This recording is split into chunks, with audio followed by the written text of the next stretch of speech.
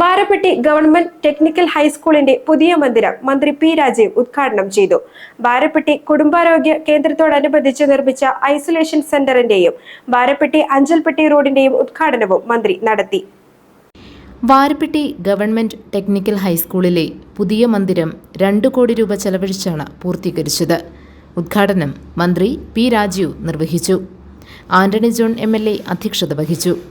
ജില്ലാ panchayat president KG Radhakrishnan, Jessy Saju, Sangeetha Pratheesh, Ani Abraham, Jomi Thekkekkara, PA Yusuf, EM Ajas, Ajmi Ansari, Nirmala Mohan തുടങ്ങിയവർ പങ്കെടുത്തു.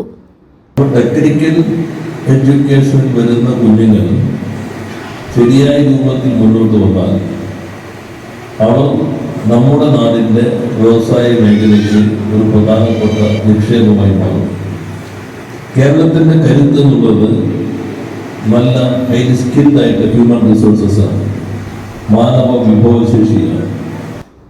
വാരപ്പെട്ടി കുടുംബാരോഗ്യ കേന്ദ്രത്തോടനുബന്ധിച്ച് 1.25 കോടി രൂപ ചെലവഴിച്ചാണ് ഐസൊലേഷൻ സെന്റർ നിർമ്മിച്ചത്.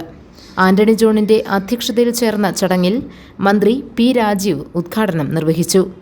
മറ്റ് വിവിധ ജനപ്രതിനിധികൾ പങ്കെടുത്തു. 5 കോടി രൂപ ചെലവഴിച്ചാണ് Varappetty Anchalpetty road നവീകരിച്ചത്.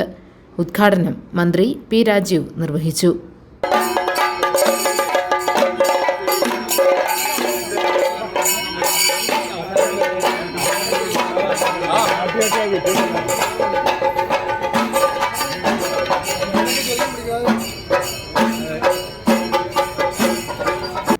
GTV news Varappetty.